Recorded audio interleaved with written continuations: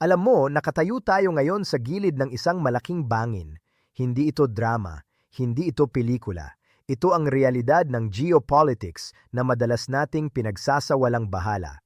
Tignan natin ang mapa, Taiwan Strait, South China Sea, ang mga isla na pinag-aagawan, ang mga linya sa buhangin na unti-unting nagiging pader ng konkretong military installations, dalawang superpowers, dalawang ekonomiya na magkasalungat ang interes at isang umiinit na tensyon na hindi na maikakaila.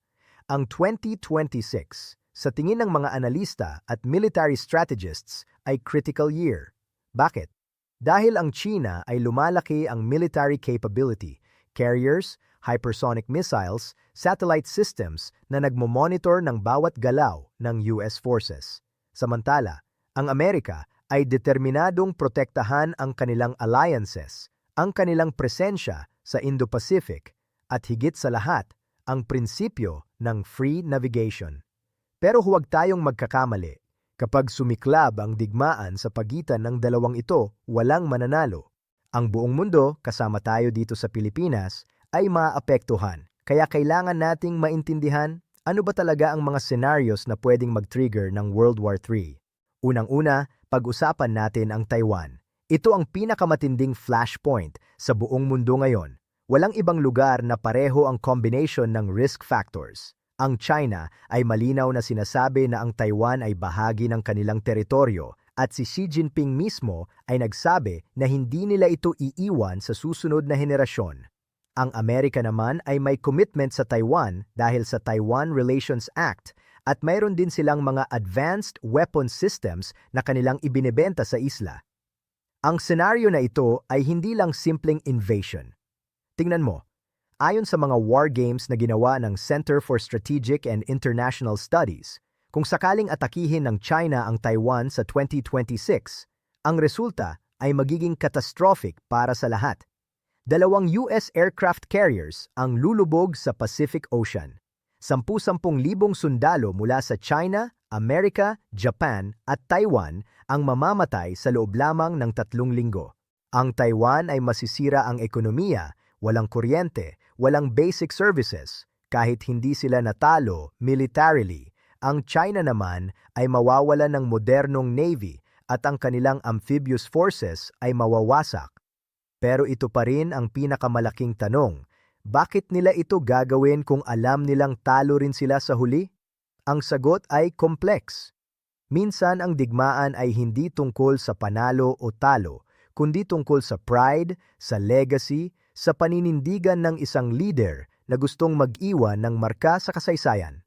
Si Xi Jinping ay nasa posisyon na kung saan ang kanyang political legitimacy ay nakadikit sa konsepto ng national rejuvenation at unification. Kung hindi niya makuha ang Taiwan sa kanyang termino, ito ay pwedeng makita bilang pagkabigo at sa kultura ng Chinese Communist Party, ang pagkabigo ay hindi option. Pangalawa, pag-usapan natin ang South China Sea at dito tayo mismo sa Pilipinas ay direktang involved. Kailan lang, nitong December 2025, 3 mangingisdang Pilipino ang nasugatan nang tamaan sila ng water cannon mula sa Chinese Coast Guard sa Sabina Shoal. Hindi ito isolated incident. Paulit-ulit na nangyayari ito. Ang China ay patuloy na nangaagaw ng mga isla, ginagawa nilang military bases ang mga artificial islands, at inaakit ang ating mga mangingisda. Ang Amerika ay may mutual defense treaty sa atin at paulit-ulit nilang sinasabi na kapag may armed attack sa Philippine forces kahit sa South China Sea ay obligado silang tumulong. Pero ito ang masakit na katotohanan. Ang mundo ay hindi black and white. Ang gray zone warfare na ginagawa ng China, yung paggamit ng Coast Guard, maritime militia, water cannons, ramming ng barko pero walang pagbaril ng missiles ay designed para hindi mag-trigger ng full military response pero sapat para ibuli tayo palabas sa ating sariling teritoryo. Ngayon, isipin mo ito. Ano ang mangyayari kung may Pilipinong mangingisda na mamatay dahil sa aksyon ng China? Si President Marcos mismo ay nagsabi na ito ang kanyang red line. Kapag may namatay na Pilipino, talagang mag-escalate ang sitwasyon. At kapag nag-escalate ang sitwasyon sa Pilipinas, ang Amerika ay obligadong dumating ayon sa treaty. At kapag ang Amerika ay dumating at nakipag-engage sa Chinese forces dito sa South China Sea, imposibleng hindi magsimula ang full-scale war. Ang China ay hindi papayag na mapahiya sa kanilang sariling backyard. Ang Amerika naman ay hindi papayag na maiwanan ang kanilang treaty ally. At tayo ang nasa gitna. Tayo ang mauuna. Kaya ang South China Sea ay hindi lang about sa mangingisda o sa langis sa ilalim ng dagat. Ito ay tungkol sa credibility ng alliances, tungkol sa kung sino ang mag-dominate sa Indo-Pacific region sa susunod na 50 taon. Pangatlo, pag-usapan natin ang economic blockade ng Taiwan. Hindi kailangan ng China na lusubin militarily ang Taiwan para sirain ito. Ang Taiwan ay umaasa sa imports ng food, fuel at raw materials. Halos lahat ng resources na kailangan nila ay galing sa ibang bansa. Ang China ay pwedeng gumawa ng blockade. Kontrolin ang lahat ng barko na papunta sa Taiwan, i-inspect sila, pigilan ang delivery ng goods. Ayon sa mga war games na ginawa ng CSIS tungkol sa blockade scenario, sa loob lamang ng 9 na linggo, ang Taiwan ay mauubusan ng coal para sa electricity generation. Sa loob ng 26 na linggo, mauubusan sila ng oil. Ang electricity production ay babagsak sa 16%, sapat lang para sa emergency services. Walang manufacturing, walang normal na buhay, walang ekonomiya. At ang tanong, paano tutugon ang Amerika? Ang problema ay ang blockade ay hindi direct military attack. Ito ay legal operation daw ayon sa China, enforcement ng kanilang maritime law. Kung ang Amerika ay pilitin na gumawa ng convoy operations para ihatid ang supplies sa Taiwan, sila mismo ang magiging aggressor sa mata ng international community kung sila ang unang babaril. Pero kung hindi sila tutulong, ang Taiwan ay unti-unting mamamatay economically at sa political pressure mula sa domestic audience ng Amerika at sa kanilang allies sa Asia, imposibleng hindi sila kumilos. Kaya ang blockade scenario ay isa sa pinaka-dangerous dahil walang clear na line kung kailan dapat mag-respond militarily. Ito ay gray area na puno ng uncertainty at sa uncertainty na yan ay nandyan ang panganib ng miscalculation at accidental escalation. Pangapat, ang Senkaku Islands na sakop ng Japan pero kinoklaim din ng China. Maliit na mga isla ito na walang tao pero symbolically, ang mga ito ay napakahalaga. Ang Japan ay may security treaty sa Amerika at ang treaty na ito ay explicitly covering ang Senkaku Islands. Ibig sabihin, kung atakihin ng China ang mga islang ito at sakupin, ang Amerika ay treaty-bound na tumulong sa Japan. Ang senaryo dito ay simple pero nakakatakot.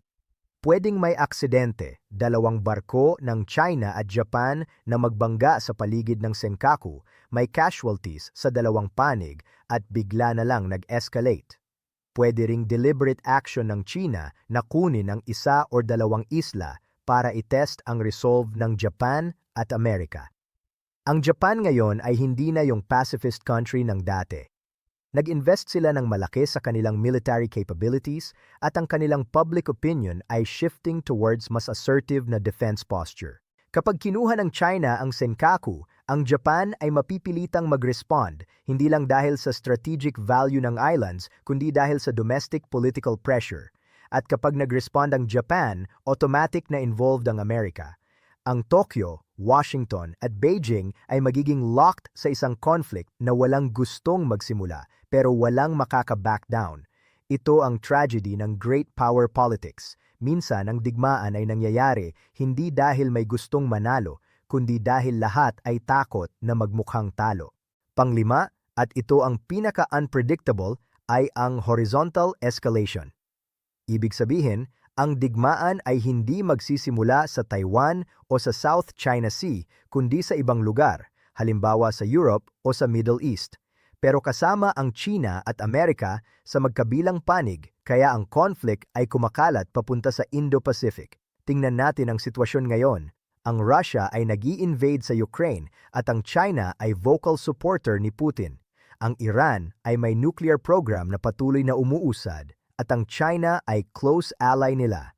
Ang North Korea ay patuloy na nagtetest ng missiles at ang China ay kanilang main economic supporter. Lahat ng ito ay connected. Kapag may sumiklab na malaking conflict sa Europe, halimbawa escalation ng Russia-NATO tension, ang China ay pwedeng mag-seize ng opportunity para kumilos sa Asia habang ang Amerika ay busy sa ibang theater. O kaya naman, ang Amerika ay mag-impose ng naval blockade sa China para pigilan ang oil imports nila bilang retaliation sa support nila sa Russia at ang China ay walang choice kundi mag-respond militarily. Ito ang tinatawag na systemic risk. Hindi isolated ang mga conflict zones. Lahat ay interconnected sa global geopolitics. Ang escalation ay hindi laging predictable at ang domino effect ay pwedeng magsimula sa lugar na hindi mo inasahan. Ngayon, bakit 2026 specifically? Bakit hindi 2025 o 2027? May ilang dahilan. Una, ayon sa US Indo-Pacific Command, ang China ay nag-accelerate ng kanilang military modernization at ang 2027 ay target year nila para maging fully capable na lusubin ang Taiwan. Ang 2026 ay 1 year before that deadline at historically, ang mga authoritarian regimes ay gumagawa ng surprise moves bago ang expected window para hindi magkaroon ng preparation time ang kalaban. Pangalawa, ang political calendar. Ang Amerika ay may presidential transition period ngayong 2025 at ang bagong administration ay mag-a-adjust pa sa kanilang policies hanggang 2026. Ito ay window of vulnerability na pwedeng samantalahin ng China. Pangatlo, ang economic factors. Ang China ay may demographic problems. Tumanda na ang population, bumababa ang economic growth, tumataas ang unemployment. Ang mga authoritarian leaders ay may tendency na mag-resort sa external conflict para i-distract ang domestic problems at i-rally ang nationalism. Ang 2026 ay pwedeng critical year kung saan ang internal pressures sa China ay mag-combine sa external opportunities para gumawa ng drastic move. At ito ang kailangan nating maintindihan bilang Pilipino. Hindi tayo bystanders sa potential na World War III. Tayo ay nasa frontline. Ang ating mga bases, ang ating territorial waters, ang ating airspace ay magiging crucial battlegrounds. Ang Enhanced Defense Cooperation Agreement na mayroon tayo sa Amerika ay nagbigay sa kanila ng access sa 9 na military bases sa Pilipinas at ang mga bases na ito ay strategically located para masupport ang operations sa Taiwan Strait. Ibig sabihin, kapag nagsimula ang digmaan, ang ating mga bases ay magiging legitimate targets ng China. Ang ating mga syudad ay pwedeng tamaan ng stray missiles. Ang ating ekonomiya ay malulubog dahil sa global trade disruption. Ang ating mga kababayan sa ibang bansa ay maaapektuhan ng worldwide economic crisis. Walang immunity ang kahit sino. Kaya ang strategic decisions na ginagawa ng ating government ngayon kung paano natin babalansing ang ating alliance sa Amerika at ang ating economic relationship sa China ay hindi simpleng foreign policy exercises. Ito ay life and death decisions na mag-a-affect sa kinabukasan ng ating mga anak at apo. Ang ultimate lesson dito ay simple pero profound. Ang peace ay hindi default state ng international relations. Ang peace ay kailangan pagtrabahuhan, pag-ingatan at protektahan araw-araw. Ang prevention ng digmaan ay mas mura, mas mabisa at mas moral kaysa ang paglaban pagkatapos magsimula. At ang prevention ay nangangailangan ng realistic assessment ng threats, ng matapang na diplomacy, ng credible deterrence at ng unity ng mga bansa na naniniwala sa rules-based international order. Ang 2026 ay malapit na. Ang scenarios na ito ay hindi science fiction. Ito ay realistic possibilities based sa current trajectories ng geopolitics, military capabilities, at political will ng mga involved na bansa. Ang tanong ay hindi na kung posible ang World War III kundi kung paano natin ito maiiwasan. At ang sagot ay nagsisimula sa awareness, sa pagintindi ng risks, at sa collective action para i-preserve ang peace na meron tayo ngayon. Dahil sa huli, ang digmaan ay walang tunay na winners, meron lang survivors. At sa nuclear age, hindi tayo sigurado kung may magiging survivors pa.